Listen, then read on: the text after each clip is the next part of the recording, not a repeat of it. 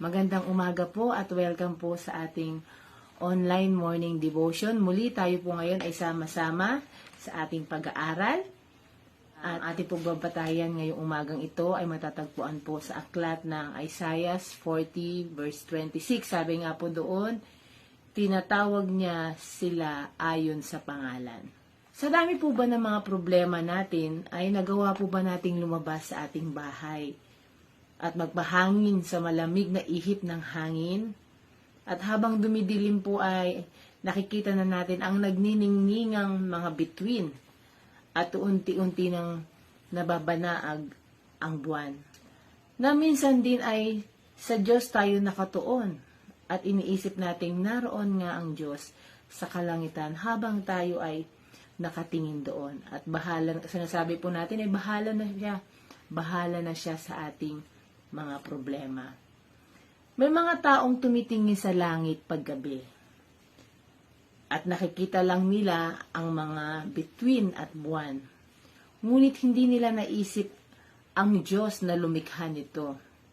Sa iba naman, ang tingin nila hindi malalapitan. Pero dapat nilang malaman na ang Diyos na nakaluklok sa kanyang trono ang lumikha at nagbigay ng pangalan sa mga bituin. Ang Diyos na kilalang kilala ang mga nilikha niya ay nagtanong sa mga Israelita kung bakit nagrereklamo sila at iniisip nila na baliwala sa Diyos ang kanilang kalagayan. Hindi daw ba nila alam na pinalalakas ng Diyos ang mga napapagod at ang mga nanghihina. Meron pong isang kwento ito po ay kwento ng isang mag-asawa. Naging masaya nga daw po sila sa kanilang karanasan sa isang kainan na omakase sa New York. Ang omakase ay salitang Hapon. Nang ibig sabihin ay ikaw na ang bahala. Sa kainang iyon, hinahayaan ng mga customer na ang tagapagluto ang bahalang pumili ng kanilang kakainin. Kahit noong araw pa lang na yun, ay doon nila masusubukan yung pagkain ihahanda para sa kanila ng tagaluto. At ito nga po ay nagustuhan nila. Ganito rin nawa ang maging ugali natin kapag tayo'y nananalangin. Na hinahayaan natin ang Diyos ang bahala sa mga idadalangin natin sa Kanya. Nasa Kanya na natin ipagkatiwala ang lahat, maging ang ating mga problema. Sabi nga po sa banal na kasulatan, masunod ang kalooban nyo dito sa lupa katulad ng sa langit. Mateo 6:10. Nais po ng Diyos na ibigay sa atin ang ating mga pangangailangan. Kaya maaari nating sabihin sa Kanya ang laman ng ating puso sa pamamagitan po ng panalangin at pakikipagniig sa Kanya. Pero dahil limitado po lang ang ating alam, kailangan din po nating lumapit sa Kanya ng may buong pagpapakumbaba at handang magpasakop sa Kanyang kalooban. Dahil alam ng Diyos kung ano ang pinakamabuti para sa atin. Kaya ipauwaya natin sa Kanya ang kasagutan sa ating mga panalangin. Madalas po ang tao ay madaling makakalimutan o madaling nakakalimutan ang Diyos kapag may mga problema silang dinaranas. Tandaan po natin na ang mga problema ay hindi po ito nawawala.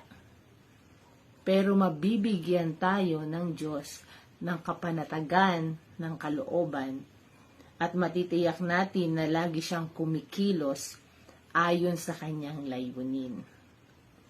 Nasa tabi lang natin ang ating Panginoon at siya ang bahala na sa atin. Tandaan po natin kung gaano man kalaki ang pag-iingat ng Diyos sa sangkatauhan o sa sangkalawakan, ganun din dapat kalaki o kalalim ang pagkakilala natin sa kanyang kakayahan. Amen. Muli, maraming salamat po sa inyong pagsama ngayong umagang to sa ating gawain. Nawa nga po tayo po ay nakapulot ng isa na naman pong aral sa ating pag-aaral ngayong umagang to. Muli magkita-kita po tayo sa araw po ng Biyernes para sa ating online morning devotion. Good morning po! Kamusta na kayo? Ngayon po ay Wednesday, October 4, 2023. Isa na namang edisyon ng morning devotion ng ating natunghayan sa pamamagitan ng aking kamanggagawa, Teacher Lou. Mula dito sa Crossroad United Methodist Church, tayo ay dumako sa panalanginan, tayo ay manalangin. Banal at mapagkalingang Diyos, pinupuri ka namin at pinasasalamatan sa umagang ito. At muli na kaming ibinangon sa aming higaan upang harapin ang panibagong araw na ito na puno ng kagalakan, ng pag-ibig at ng pagtitiwala sa iyo. Salamat po sa isa na namang edisyon ng Morning Devotion ang aming napakinggan sa pamamagitan ng iyong anak na si Teacher Lou. Thank you po sa kanyang buhay. I-bless niyo po ang kanyang buong pamilya. At anuman po ang desire ng kanyang puso ay patuloy niyo pong ipagkaloob sa kanya. Pinagpipray ko rin sa iyo ang lahat ng iyong mga anak na nanonood, nakikinig sa mga oras na ito. Ang iba ay nagpre-prepare para sa kanilang pagpasok sa paaralan, sa opisina, na kanilang kinabibilangan. Samahan at ingatan niyo po sila. Ang iba ay nagre-ready para sa mga gawaing bahay o gawain sa kanilang tahanan. Samahan at ingatan niyo po sila. Pinagpipray ko rin sa iyo ang lahat ng mga kapatid namin na nanonood sa ibayong dagat. Samahan at ingatan mo rin po sila na bagamat sila ay malayo, ay ikaw ang patuloy na mag-ingat at sumama sa kanila. Pinagpipray ko rin sa iyo ang mga kapatid namin na humihingi ng magandang kalusugan, mga kapatid namin na may mga karamdaman. Tulungan niyo po sila, dakilang Diyos, at ikaw po ang patuloy na magpagaling sa kanila. Tulad ni Ate Perla, Nanay Adolpa, Ate Babes, Kuya Alding, Kuya Roger, at ang iba pang mga kapatid na hindi ko mabanggit sa mga oras na ito. Pinagpipray din namin sa iyo si Mami Valerie na ooperahan ng kanyang mata. I pray na katulad ng unang operation ay maging successful ito at samahan at ingatan mo siya. Bless mo rin po, Panginoon, ang lahat ng iyong mga anak na nagre-render ng kanilang morning devotion sa Crossroad United Methodist Church. Salamat po sa kanilang mga buhay. Salamat po dahil sineselebrate namin ang buwan ng Laiko sa buwang ito ng October. I-bless niyo po ang lahat ng mga Laiko. Patuloy niyo po silang samahan, ingatan, at salamat po sa kanilang ginagawang paglilingkod.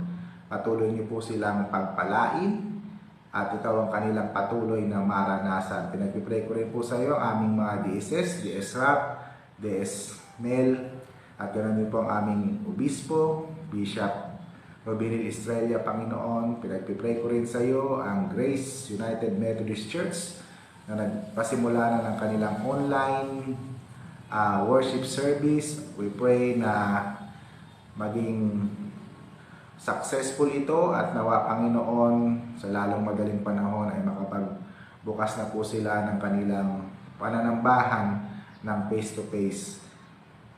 Marami pong salamat. Patnubayan niyo po kami sa kabuuan ng araw na ito. Huwag niyo po kaming pababayaan dahil kung wala kami sa iyo, wala kaming magagawa. Ito po ang aming panalangin sa pangalan ni Jesus na aming Panginoon. Amen. Ayan, natapos na naman tayo para sa isa na namang edisyon ng Morning Devotion para sa araw na ito ng Wednesday, midweek mga kapatid. Mamaya po, huwag po natin kalimutang dumalo sa mga gawain ng ating mga iglesia para sa midweek service. Napakahalaga po na tayo ay manalangin, magpanalanginan, maging prayerful, lalo na po sa mga sitwasyon natin ngayon, upang lalo natin patuloy na maranasan, madama ang presensya at kabutihan ng Diyos sa ating mga buhay. So mula po dito sa Crossroad United Methodist Church, ito po ang inyong lingkod, Pastor Moses, na nagsasabing ang Diyos ay mabuti noon, ngayon, at magpasawalang hanggan. Hanggang sa muli, paalam!